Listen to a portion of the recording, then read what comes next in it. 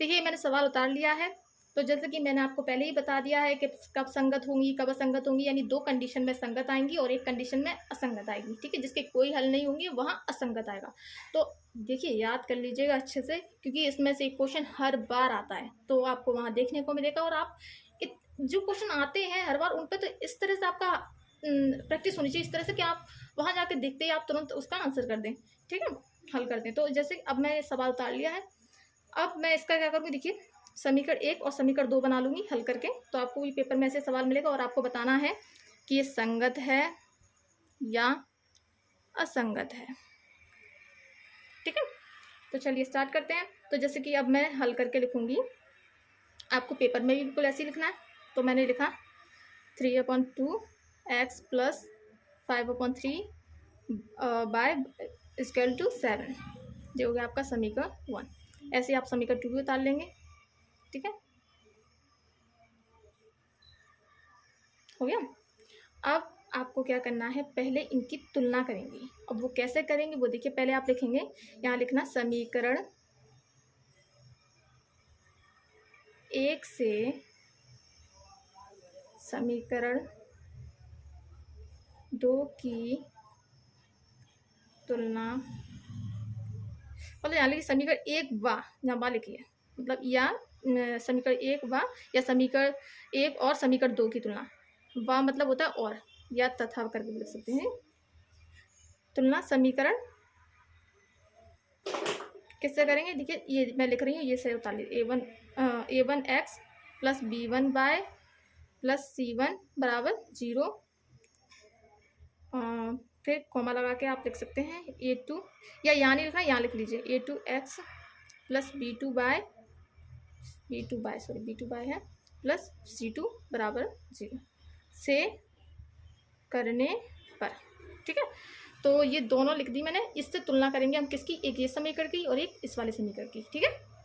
तो देखिए आप सोचिए कि जो समीकरण एक ये है और एक समीकरण एक ये है, तो पहले से देख लीजिए।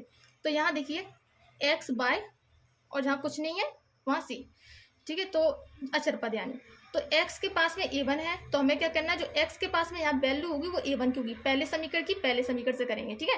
तो a1 का मान क्या आ जाएगा, ये वाला। ये देखिए आप गोला मत बनाइएगा, मैं बना रही हूँ बस आपको दिखाने के लिए, ठीक है? तो यहाँ लिखूंगी मैं a1 बराबर है कितना, 3/2, ठीक है? वहीं आप यहाँ कॉमा करके लिख लीजिए। अब b1 बराबर क्या आएगा तो वो देखिए, तो b1 बराबर यानी y के साथ में जो मान है, तो y के साथ में ये है 5/3, ठीक है? तो ये b1 का मान हो गया।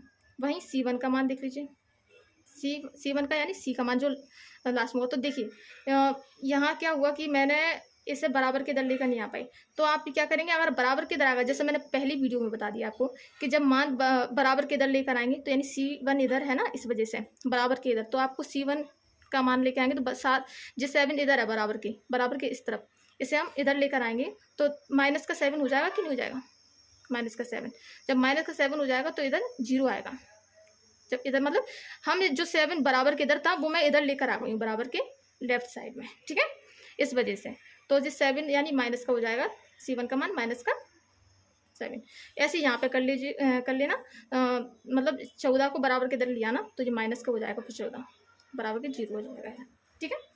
तो ये आपका क्या हो गया, समीकरण मैंने बनाया है, वो मैंने ध्यान नहीं किया, पहले बराबर के इधर लेकर आना था सिर्फ, ठीक है?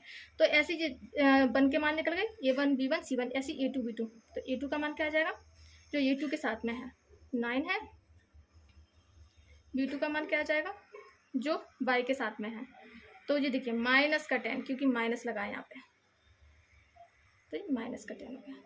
c2 का मान क्या आएगा, तो -14, ठीक है? तो देखिए ये निकल गए हैं आपके a1 b1 c1 और a2 b2 c2, इन सब के मान निकल गए। अब आपने भी दिखा था संगत असंगत निकालने के लिए पहले हमें क्या करना पड़ेगा, a1/a2 निकालना होगा। तो a1/a2 यानी a1 का मान क्या है, 3/2, और a2 का मान क्या है, 9 है कि नहीं?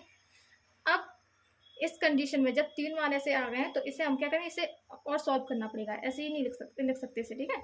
तो जब इसे सॉल्व करेंगे तो बराबर करके लिखेंगे आप।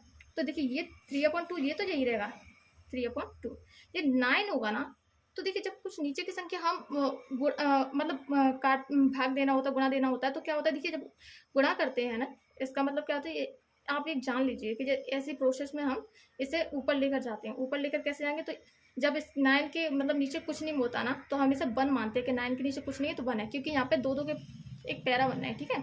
तो कुछ नहीं है, 9 के नीचे कुछ नहीं है, तो क्या मानेंगे, 1 है। तो तब हम यहाँ पे गुणा करेंगे, गुणा का निशान लगाएंगे, और फिर जो 1 है जो नीचे होता है सबसे नीचे वाली संख्या वो ऊपर चली जाती है, और जो 9 है ये नीचे आ जाती है। अगर यहाँ पर कोई संख्या भी होती ना, 2 होती, 3 होती, तो वो यहाँ आती, नीचे की संख्या ऊपर हो जाती है और ये नीचे आ जाती है। समझ में आ गया। तो इतना करेंगे, अब इनका गुणा हो जाएगा आमने सामने।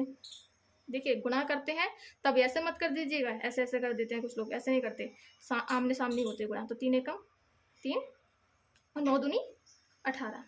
अब ये कर सकते हैं, तो देखिए 3 एकम 3, 3 6 18, तो क्या है 1/6। प्लस प्लस की संख्या थी इसलिए प्लस आया है, माइनस आया ही नहीं है। ओके, अब आप देख सकते हैं a1/a2 का मान क्या आया 1/6। अब b1/b2 का निकालेंगे मान, तो b1 का मान क्या है 5/3 और b2 का -10, ये ध्यान रखना है, ठीक है। तो -10 है, तब आप क्या करेंगे, देखिए कंडीशन बिल्कुल ये हुई है, बिल्कुल वैसे ही होना, बस माइनस लगे जाएगा। तो 5/3 जो तो लिखेंगे ऐसे ही, गुणा लगाएंगे, इसके नीचे कुछ नहीं तो क्या मारेंगे 1, तो गुणा करेंगे तो क्या हो जाएगा 1 ऊपर आ जाएगा और 10 नीचे आ जाएगा, लेकिन 10 किसका है, माइनस का, ठीक है, ये भूलना मत। तो अब यहाँ से देखिए, अगर जो कट रहे हैं तो काट दीजिए, नहीं तो पहले चलो पहले जैसे हम कर रहे हैं वैसे ही कर लेते हैं, नहीं तो ये कट भी सकता है। 5 एकम 5, ठीक है, 5 एकम 5 गुणा किया और फिर 10 का 30 में कर दिए थे, 10 3 30 हो जाएगा। अब जो माइनस का है तो अब 5 का इसमें भाग लगा लेंगे, मतलब काट लेंगे, तो 5 एकम 5 और फिर 5 छक 30, लेकिन किसका है ये, माइनस का 1/6। समझ में आ गया, माइनस का है ये, तो ये दोनों अलग हैं, देख लीजिए प्लस माइनस अलग होते हैं। अब C1/C2, वैसे C1/C2 निकालने की जरूरत नहीं है, क्योंकि ये कंडीशन कौन सी बन गई है, जब ऐसी कंडीशन बन जाए दोनों चिन्ह अलग आ जाए तो इसमें किसका मतलब होता है A1/A2 बराबर नहीं है किसके, B1/B2 के। तो जो पहली वाली कंडीशन आ गई, आपको याद आ रही होगी पहली वाली, और पहली वाली कंडीशन में क्या था, संगत है, इसका मतलब ये अर्थ है करके लिख देंगे संगत, ठीक है। अब देखिए कुछ कंडीशन में जैसे कि असंगत भी लिखा होगा, तो देखिए यहाँ पे क्या दिक्कत हुई होगी, या तो इस सवाल में यहाँ पे कुछ प्लस होगा तो वो देख लीजिए, लेकिन अगर यही सवाल आता है आपके में तो ये संगत ही आएगा। आपके क्वेश्चन में गलती हो गई होगी, क्योंकि आंसर में इसके शायद असंगत है, तो वो देख लेना। तो ऐसे हालांकि पेपर के टाइम पे ऐसा कुछ ऐसी दिक्कत आती नहीं है पेपर में, लेकिन इसमें इस वजह से आई क्योंकि शायद मेरे ख्याल से यहाँ पे कुछ गड़बड़ होगी, या प्लस करके या माइनस करके कुछ दे दिया होगा। बट आपको कुछ नहीं देखना है, आपको सिर्फ और सिर्फ सवाल देखना है, वहाँ पे सवाल को अपनी विधि से फॉलो करना है और दैट्स इट, ठीक है। अगर इस तरह का सवाल होगा तो वो संगत ही आएगा, ठीक है। और अगर कुछ चेंज होगा थोड़ा बहुत, कहने का मतलब अगर इनके मान बराबर होते हैं तो फिर उस कंडीशन में समानांतर या फिर असंगत कंडीशन आती है लास्ट वाले में, लेकिन इसकी कंडीशन सिर्फ यही बनेगी, क्योंकि आप भी जानते हैं कि A1 का मान 1/6 है और A1/A2 का, और B1/B2 का मान माइनस के 1/6 है, तो प्लस के 1/6 और माइनस के 1/6 अलग होंगे। ओके, तो इस वजह से इसका आंसर यही होगा। और इसके आगे जो भी सवाल है 3.2 के वो प्लीज़ पूरे कर लीजिएगा इसके, और फिर हम कल से 3.3 का स्टार्ट करेंगे, 3.3।